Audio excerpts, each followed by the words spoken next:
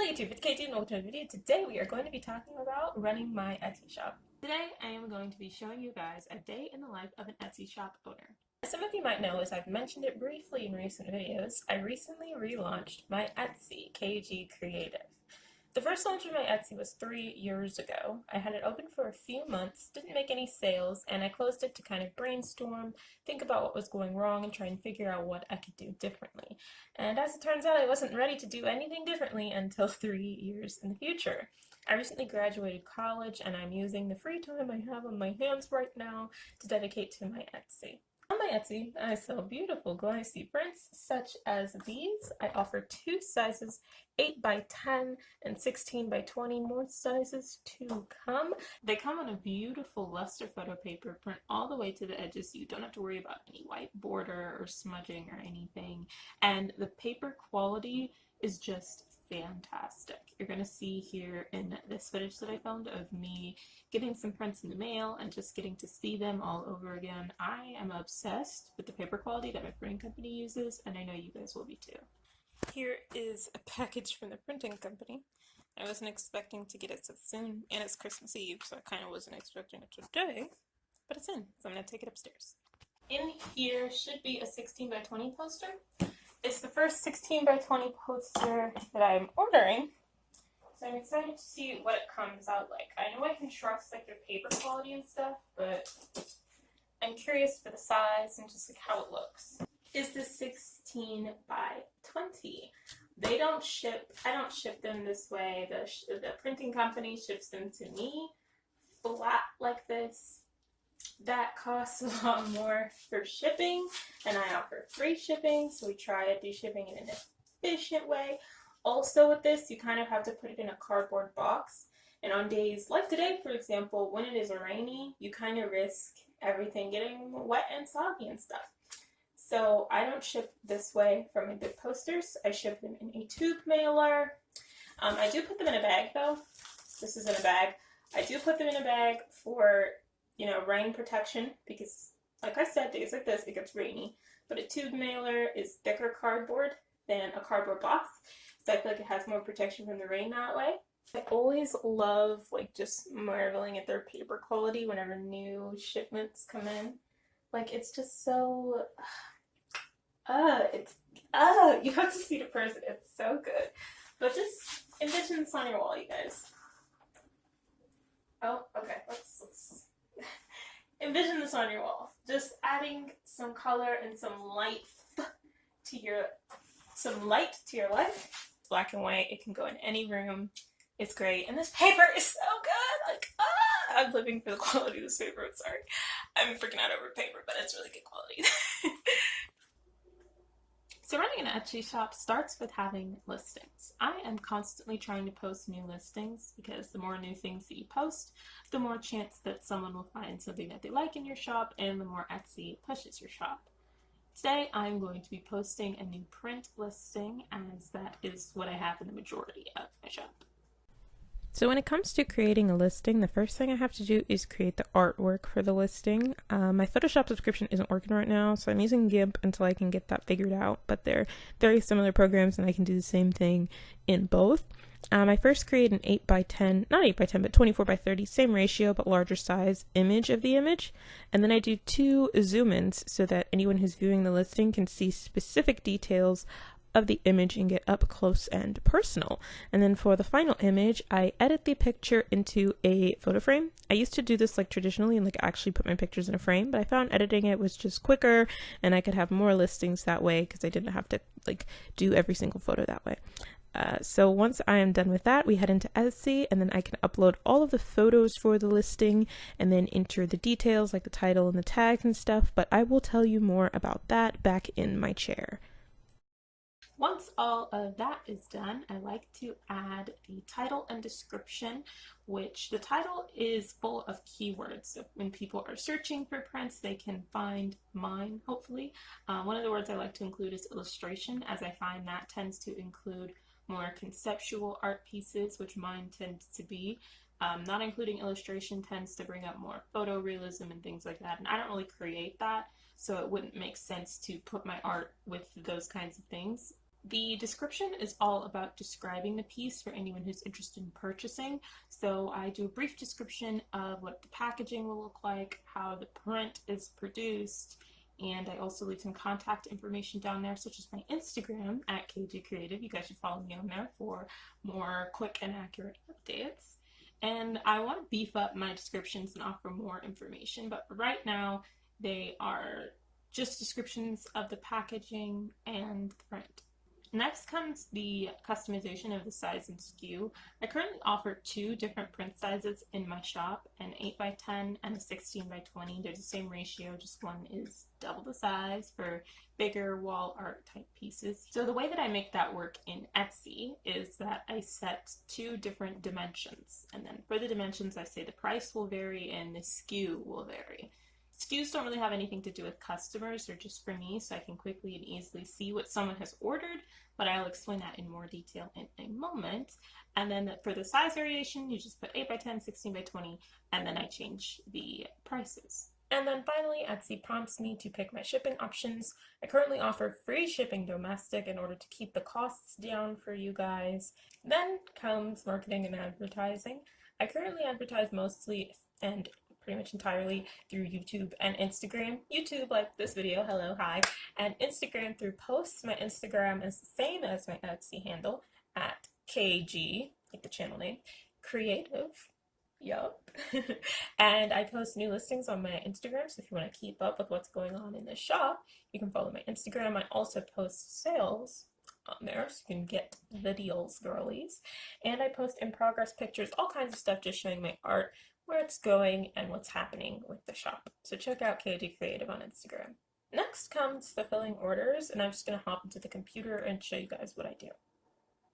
Alright, so please excuse my face. I was doing a face mask, but what I'm doing right now is actually signing the back of my print and doing a promotion right now where the first 30 buyers get either signed prints, mini prints, or some combination of them. So there it is signed. This is my first purchase, actually my first sale of the Wine and Dine painting.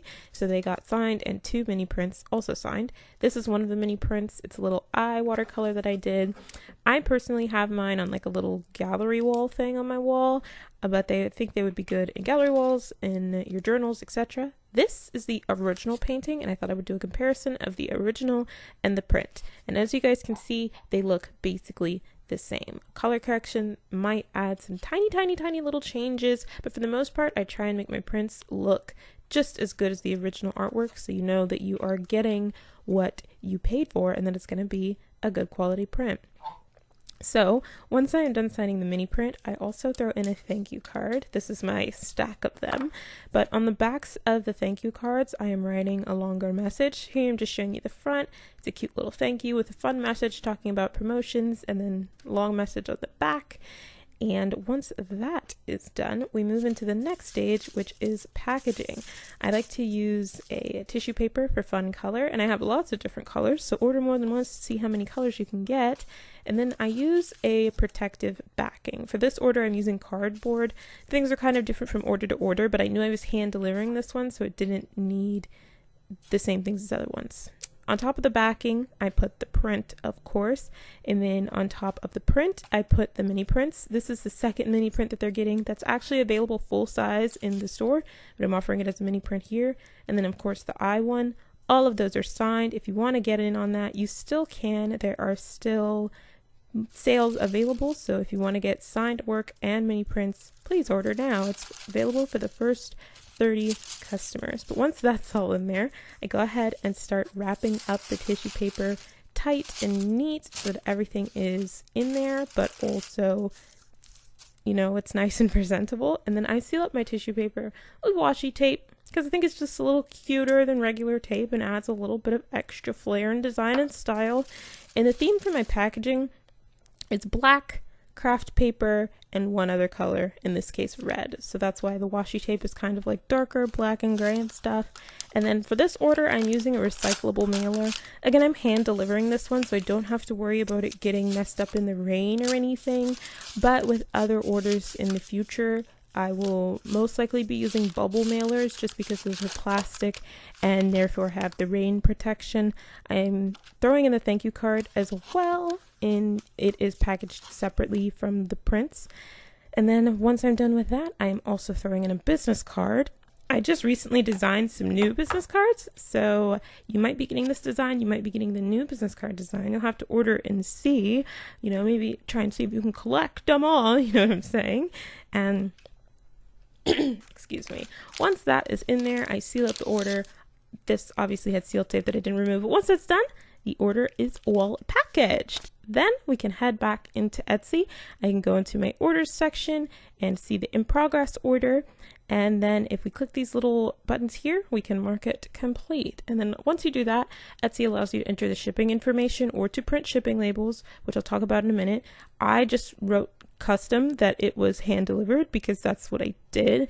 But normally I would do the regular shipping information. But once I get back in person, I will tell you guys why I didn't show you that here. But once that's done, the order is delivered. And once all that is done, I print out the shipping label. I didn't show you guys that screen because it has a lot of the buyers and my own personal information on there, and I don't want to dox anybody. So I print out the shipping label, add it to the package, take it to the post office or to my job. I work at Office Depot. We offer shipping services, so I take it to either one of those depending on what day it is, if I'm working or not.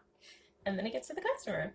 In my journal, I keep lots of things, including new ideas for my Etsy. I can't show you guys that because it's confidential information as of right now, but I have lots of new ideas wiggling around in there. Putting new ideas into the shop takes a lot more thought than just like, ooh, what if I could make t-shirts? Because like t-shirts, for example, then I have to figure out, okay, how will I make them? Will I screen print them at home? I don't really have the supplies for that. How will I afford the supplies for that? Will I do iron-ons? Because I can't afford that. But that's not the best quality. Maybe I'll have someone else print the shirts for me. Will I order in bulk or will I do print on demand? If I do print on demand, do I want the printing company to ship it or do I want to ship it myself? If I'm shipping it myself, how big of a box will I need? How much will shipping cost? How can I keep the shirt protected during the shipping process? There's a lot of stuff to figure out with offering a new kind of product in the shop. Currently, I am working on custom paintings and offering apparel such as hoodies, sweatpants, sweatshirts, things of that nature, and phone cases. So those are my three focuses of new things I want to bring to the shop that I'm still working out all of the kinks and details for. A lot of my ideas go down in my notebook, and it helps me not only keep track of them, but keep myself grounded because I tend to have like a trillion ideas. And trying to fulfill a trillion things at once means nothing ever gets done. So having a few focuses, like right now I have three, having a few things that I focus on really just keeps me on the straight and narrow and in order. Another form of marketing that I really like is in-person marketing with flyers. I find coffee shops that allow me to post flyers, stores with bulletins. When college starts up again, I will be going to my local schools and leaving some things in their art building because I think the art students would like to see my work. I leave things in the local library as well. Anywhere that I think my customer base might be. And my customer base, I like to think of it as people who like fine art. My art isn't like wall art, like it's not, like that. It's not one thing and a few colors. It's not abstract. I don't keep it simple. It's very conceptual, it's very illustrative, and that kind of art doesn't really suit everybody's needs. So I try and find the kinds of creative, artistic people who would like something more like that, rather than just casual buyers who just want, an acrylic pour painting for their house. I don't have anything like that in my shop, but there are plenty of other places you can go for something like that.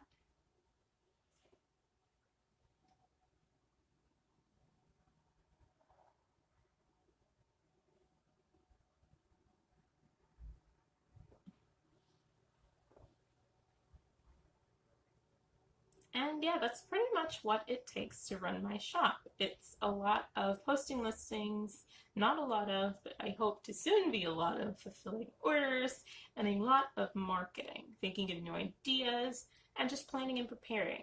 February is coming up, which means Valentine's Day is coming up, so I'm trying to think of some fun ideas for Valentine's Day gifts that you guys and your partners will like.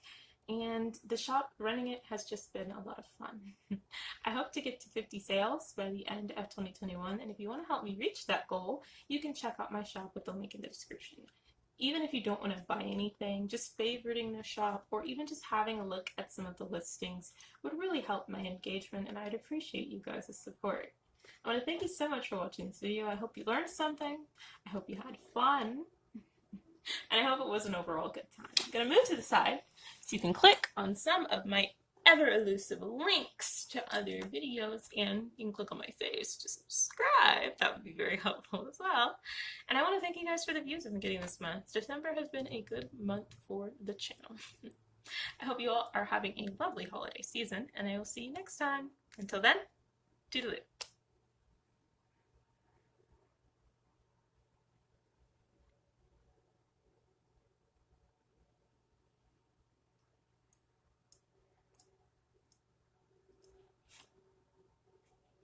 Okay, bye.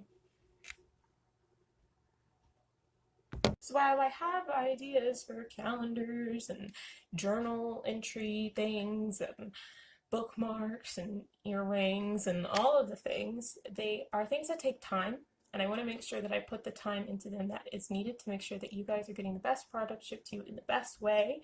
So I'm not ready to introduce new things to the shop just yet.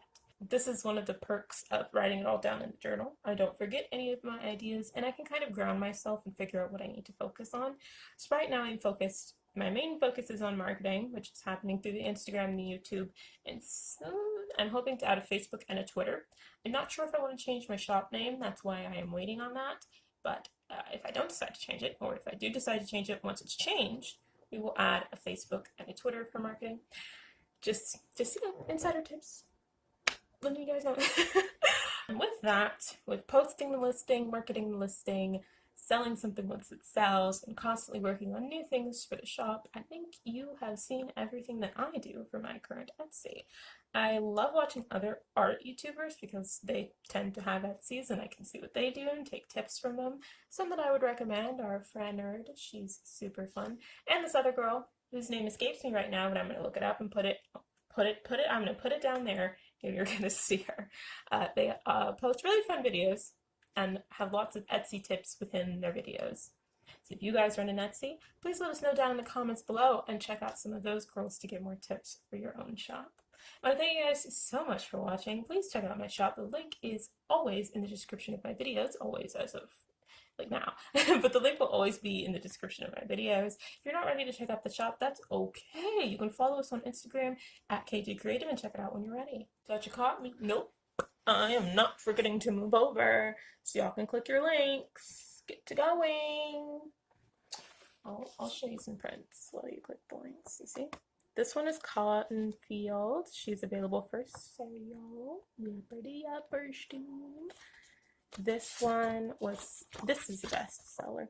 Yeah, before I started my Etsy, this is the first original artwork I ever sold. It's shoes, and she's going to be a bestseller on the Etsy. I mean, she already is. I know it. People love this picture. This one was the first sale I ever made on my Etsy. It's called Wine and Dine. We love her. Okay, you should have clicked some links by now. You should be gone. You should have left.